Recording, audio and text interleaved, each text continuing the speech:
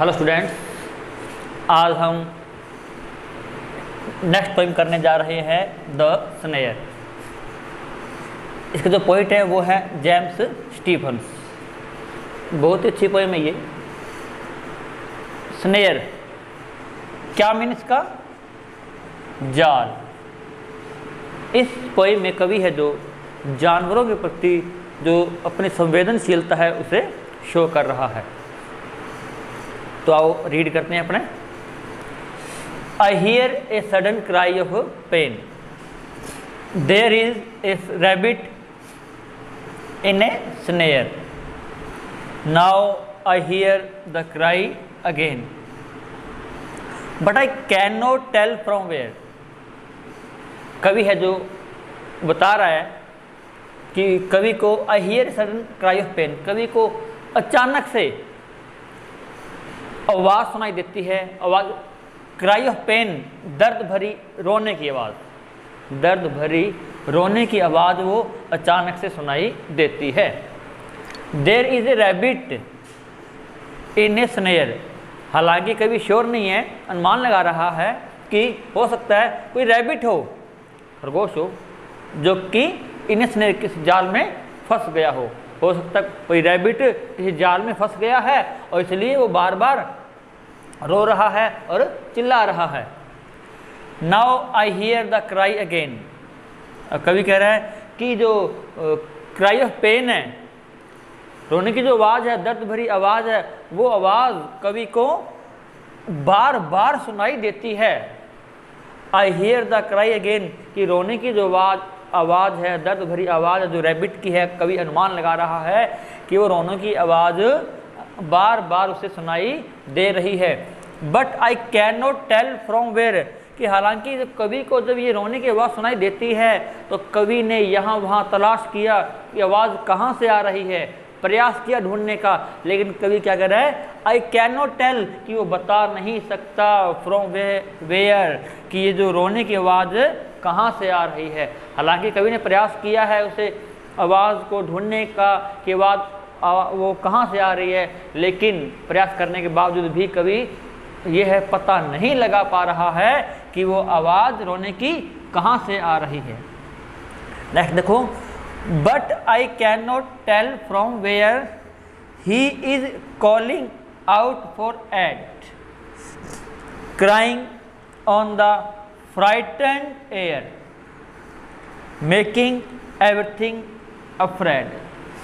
कोई बता रहा है कि हालांकि वो प्रयास कर रहा है ढूंढने का आवाज़ कहाँ से आ रही है, लेकिन फिर भी वो कभी बता नहीं पा रहा कि आवाज़ कहाँ से आ रही है। वो ही इज़ क्राइंग, जो रैबिट है वो क्राइंग कर रहा, सॉरी ही इज़ कॉलिंग, जो रैबिट है वो कॉलिंग आवाज़ लगा रहा है, पुकार रहा है। कॉलिंग आउट फॉर एड, किसके लिए? एड मीन्स हेल्प के लिए, कि जो रैबिट है क्राइंग कर रहा है और वो कॉलिंग कर रहा है, आवाज़ लगा रहा है, किसके लिए? हेल्प के लिए आवाज़ लगा रहा है कि वो जाल में फंस गया है और इसे छुड़वाए। Crying on the frightened air, बार बार वो क्राई कर रहा है, और क्राई कैसी है? वो फुल ऑफ पेन है, दर्द भरी रोने की आवाज़ है। उसकी दर्द भरी रोने की आवाज़ से, हालांकि वो बार बार रो रहा है, बार बार क्राइंग कर रहा है, कि उसके बार बार क्राइंग करने से वहाँ का जो एयर, वहाँ का जो वातावरण है वो भी क्या हो गया है? फ्राइटेंड हो गया है, भयभीत सा हो गया है, डरावना सा हो गया है। कैसे? उस रैबिट द्वारा बार बार क्राइंग करने के कारण। क्राइंग कैसी है? वो दर्द भरी जो क्राइंग है, दर्द भरी जो आवाज़ है, उस दर्द भरी आवाज़ के कारण वहाँ का जो वातावरण है, जो एयर है, वो भी फ्राइटेंड, भयभीत सा, डरा हुआ सा हो गया है। मेकिंग एवरीथिंग अफ्रेड, और इस कारण से वहाँ कंप्लीट, वहाँ जो वातावरण है, वहाँ की जो उस वातावरण जो प्रत्येक चीज़ है वो भी कैसे बन गई है? एवरीथिंग अफ्रेड, वो डरी हुई सी हो गई है, वहाँ का माहौल भयभीत सा हो गया है। अब नेक्स्ट देखो, making everything afraid, wrinkling up his little face, as he cries for aid and I cannot find the place, कि उसके रोने के कारण बार बार रोने के कारण रैबिट के वहाँ का जो वातावरण है, उस वातावरण में जो प्रत्येक चीज़ है वो अफ्रेड सी, वो भयभीत सी, डरी हुई सी हो गई है। और बार बार रोने के कारण उस रैबिट का जो लिटिल फेस है, छोटा सा जो फेस है, वो कैसा हो गया, रिंकलिंग अप, बार बार रोने का कारण वो सिकुड़ सा गया है, रिंकलिंग हो गई है, झुर्रियाँ पड़ गई है, सिकुड़ गया है उसका फेस बार बार रोने के कारण। As he cries for aid, बार बार क्यों चिल्ला रहा है वो, एड के लिए, सहायता के लिए बार बार चिल्ला रहा है। बार बार चिल्लाने के कारण, रोने के कारण उसका जो फेस कैसा हो गया, वो रिंकलिंग हो गया है। And I can not find the place, हालांकि वो कवि है, उस रैबिट के रोने की आवाज़ को सुनता है और उसको ढूंढने का प्रयास करता है, लेकिन कवि का जो प्रयास है वो सफल नहीं होता। कवि इस बात को पता नहीं लगा सकता कि जो आवाज़ है रोने की वो कहाँ से आ रही है, उस स्थान को, उस प्लेस को वो फाइंड नहीं कर सकता है। Next, and I can not find the place where his paw is in snare, little one, O little one, I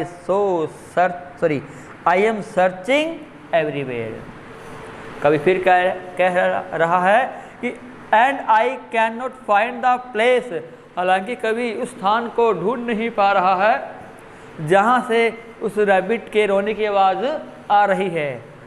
where his paw is in snare, कि उस स्थान को नहीं ढूंढ पा रहा है जिस स्थान पर, प्लेस पर उसके जो पॉ है, उसके पंजे हैं, जो उसके जो पंजे हैं वो स्नेयर जाल में फंसे हुए हैं। जिस स्थान पर रैबिट के जो पंजे जाल में फंसे हुए हैं, उस स्थान को कभी ढूंढ नहीं पा रहा है। अब देखो, कभी अपनी संवेदनशीलता को और शो करते हुए क्या कर रहा है, संवेदनशीलता एक ऐसे जैसे किसी बच्चे के प्रति कर रहा हो, छोटे बच्चे के प्रति कर रहा हो। क्या कर रहा है वो, लिटिल वन, ओ लिटिल वन, ये उस रैबिट के लिए है, ये little one, O little one. I am searching, मैं तलाश कर रहा हूँ, ढूंढ रहा हूँ, एवरीवेयर, हर जगह। कि कवि है जो उस रैबिट को हर जगह तलाश कर रहा है, ढूंढने का प्रयास कर रहा है, लेकिन वो उस स्थान को नहीं ढूंढ पा रहा है।